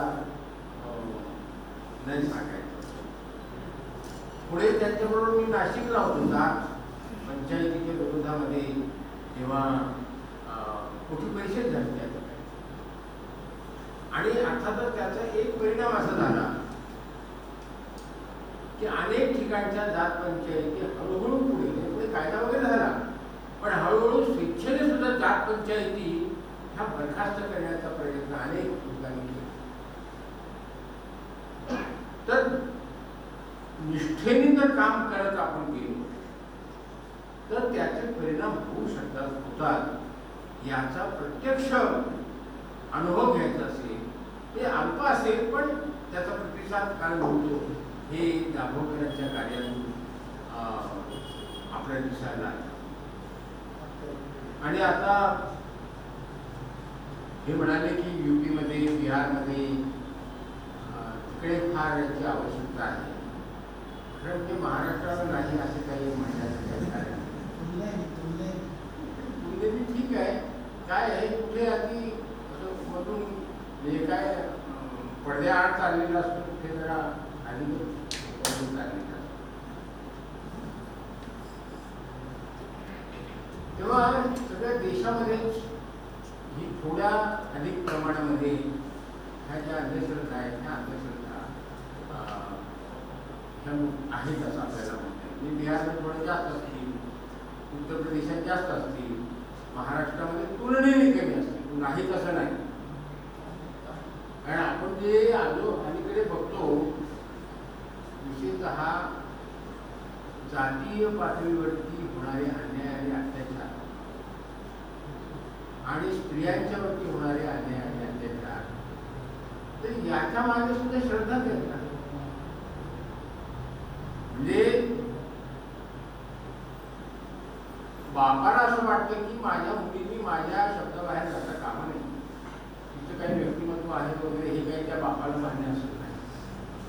ती स्वतंत्र विचार करू शकते हे मान्य असत नाही कारण आपल्या मनामध्ये मुळात ठरवलेलं आहे की बाईला विचारच करता येईल. बाई शूद्र आहे म्हणजे ब्राह्मण बाई ही सुद्धा शेवटपर्यंत शूद्र असते कारण तिचं मौलिक बंधन होत नाही. कारण मौलिक बंधन याचा अर्थ काय आहे की दुसऱ्यांदा जन्म म्हणजे काय तर ब्राह्मण म्हणून दुसऱ्यांदा जन्म तर तिचं होत नाही म्हणजे ती कायम शूद्र आहे. ही जी आता नव्या काळामध्ये मौलिक बंधनाला फार उत्साह आला. पुण्यामध्ये पाट्याला लागतं पेशवाई मौलिक बंधन करून नये 5,000 रुपये देतात आणि उत्साही करतात.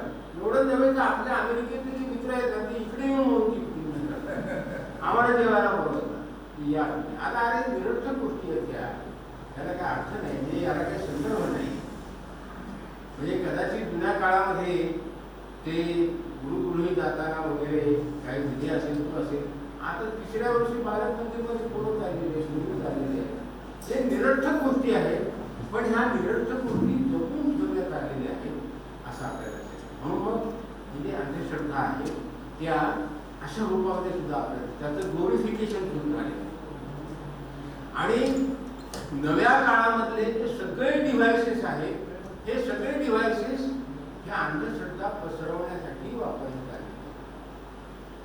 म्हणजे आता उदाहरणार्थ व्हॉट्सअप आहे, ते रमेश कुमार जो आहे माझा फार आवडता पत्रकार आहे, तर त्याने शब्द रूढ केलेला आहे व्हॉट्सअप युनिव्हर्सिटी.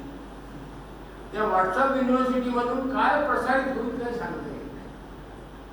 आता काय प्रसारित झालं की म्हणाले तिकडे अफगाणिस्तानमध्ये पेट्रोल 50 रुपये आहे आणि आपल्याकडे 120 रुपयापर्यंत गेले आता. पण तालिबान्यांना इकडे येऊ द्यायचं नसेल तर 120 रुपये सहन करा.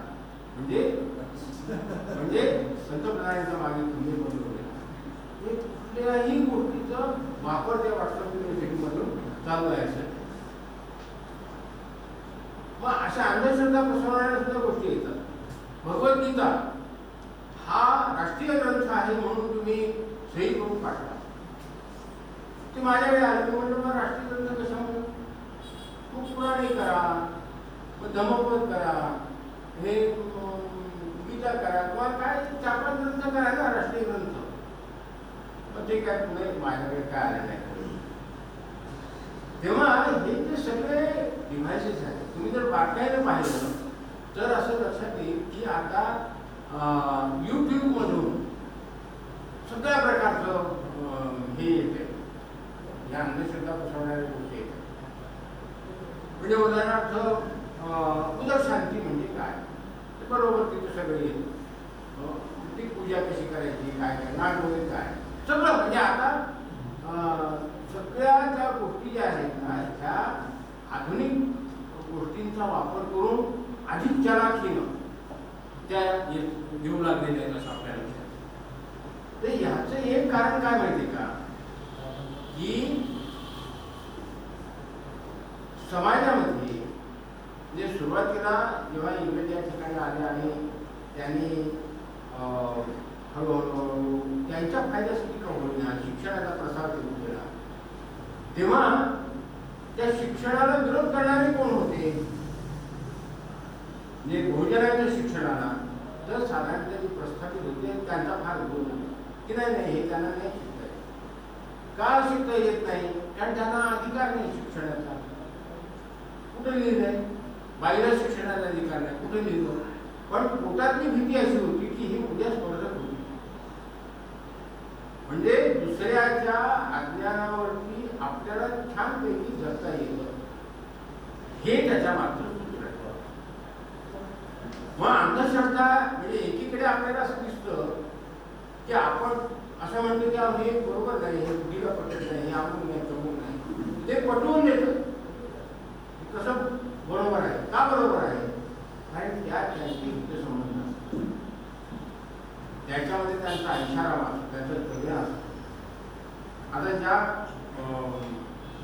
खड्यांचा उल्लेख झाला इथे की त्या सांगितलं ते म्हणाले की खडा आहे ते अमूल तर ते आम्ही रस्त्यामध्ये येताना हा प्रश्न चर्चेला होता किंवा का बरं दावा करायला फोन केला, इतकं चांगला माणूस होता आणि इतकं सगळं प्रबंधन सगळं चालू होतं. ते हितसंबंधाला धक्का देत होते ना. मुख्य मुद्दा काय आहे की समाजातला जो प्रस्थापित अशा प्रकारचा वर्ग असतो त्याच्या हितसंबंधांना धक्का ह्याच्यातून या चळवळीतून लागतो.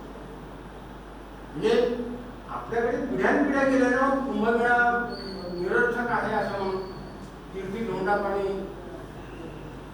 देवसज्जन रोकडा ते तुकाराम म्हणाले, काय उपयोग झाला?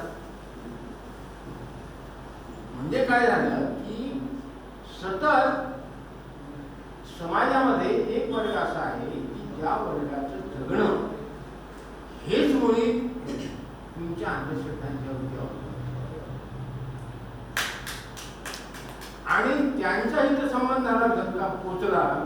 की ते अशा पद्धतीचं एक षडयंत्र आपण निर्माण करतात की ज्या षडयंत्रामध्ये पुन्हा सगळे लोक दाखल होतात. आपल्याला आपण हमीद दरवाजाचं अनुवाद करतात हे फार चांगलं आहे. त्या हमीद दरवाजाच्या कादंबरीमध्ये इंधनमध्ये शेवटी काहीतरी एक मिरवणूक मला सगळं आठवत नाही, पण त्या मिरवणुकीचं नेतृत्व आता पण कुठेही काम न करणारा, कुठेही लक्षात न येणारा असा ब्राह्मण मुली करत असा एक त्याचा प्रसंग आहे. आणि मग त्याच्यात मुस्लिम बायकांचा छळ होतो किंवा त्रास होतो बायकांना वगैरे असं सगळं त्याच्यात वर्णन आहे. तेव्हा हा जो संबंधी वर्ग आहे ना, तो कधी वर येईल आणि कधी कोणत्या पद्धतीने हे करेल. आता बघा, आता नव्याने जर म्हणजे आमचे राज्यकर्ते जर आम्हाला सांगत असतील की आमच्याकडे प्लास्टिक सर्जरी होती, विमान तर होतच हो. आणि हे सायन्स काँग्रेसमध्ये म्हणजे हे इतकी लाजीरवाणी गोष्ट आहे. सायन्स काँग्रेसमध्ये, ऑल इंडिया सायन्स काँग्रेस, त्या ठिकाणी एक शास्त्रज्ञ बोलत नाही. काही शास्त्रज्ञ आले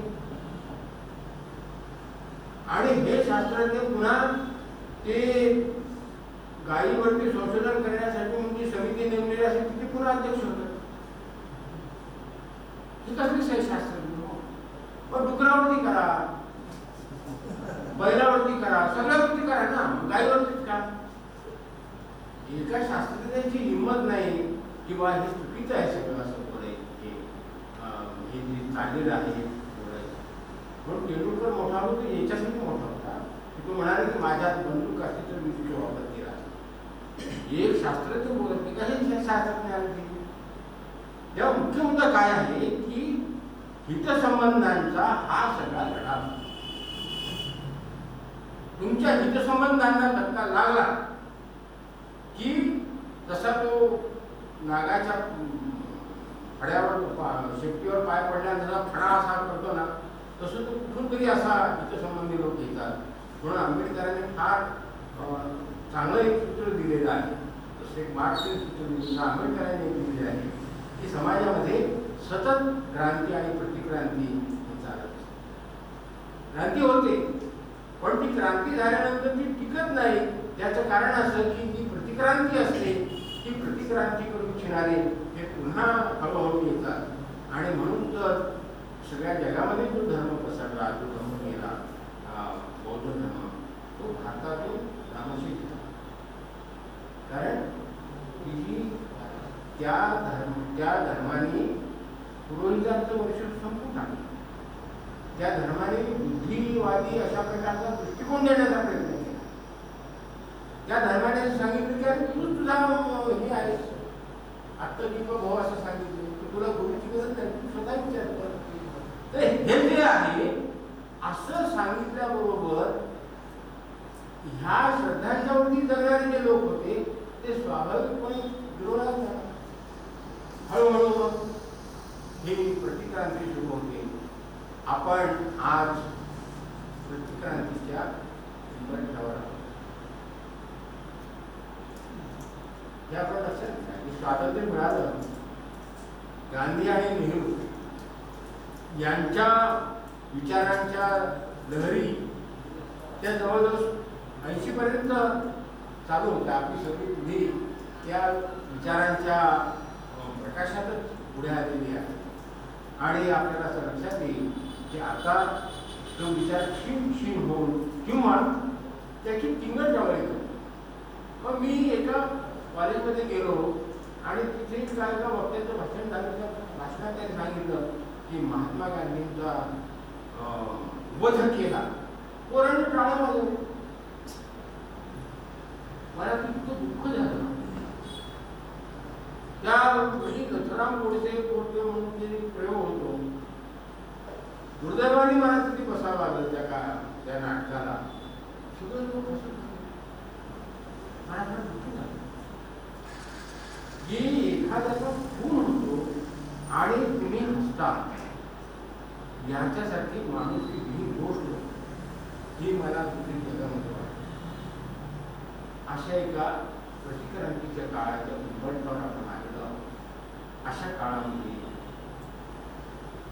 दाभोळकरांचं कार्य हे जर पुढे गेलं तर कदाचित ही प्रतिक्रांती थोपवण्यासाठी काही एक निश्चितच विषय प्राप्त होईल एवढंच मला वाटतं. मी पुन्हा एकदा दाभोळकरांच्या स्मृतीला विनम्र अभिवादन करतो आणि आपली सातारच्या दीपलक्ष्मी नागरी सहकारी पतसंस्थेच्या या सांस्कृतिक सभागृहात आज जो कार्यक्रम संपन्न झाला, प्रकाशन सोहळा जो संपन्न झाला, समारोपाचं काम करण्यासाठी मी उभा आहे. पण तत्पूर्वी या कार्यक्रमाचं सुंदररित्या निवेदन करणारे, हिंदी आणि मराठी भाषेमध्ये दोन्हीमध्ये निवेदन करणारे आमचे लोकमंगल हायस्कूलचे हिंदीचे अध्यापक श्री पठाण सर यांचा असा मान्यवरांच्या हस्ते सत्कार करावा असे त्यांना विनंती करतो.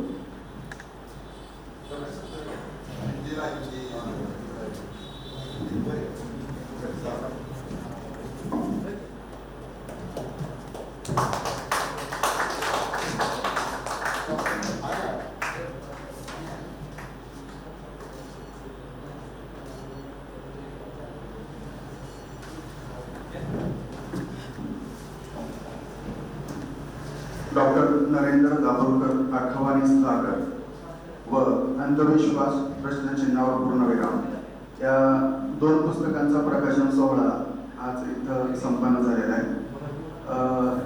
हा प्रकाशन सोहळा ज्यांच्या हस्ते संपन्न झाला ते पूर्वकुलगुरू डॉक्टर नागनाथ कोतापल्ले, अध्यक्ष प्राचार्य डॉक्टर सुनील कुमार गवटे आणि प्रमुख पाहुणे डॉक्टर हमीद दाभोळकर इथं उपस्थित राहिले आणि या कार्यक्रमाची शोभा वाढवली त्याबद्दल मी त्यांचे हार्दिक आभार मानतो.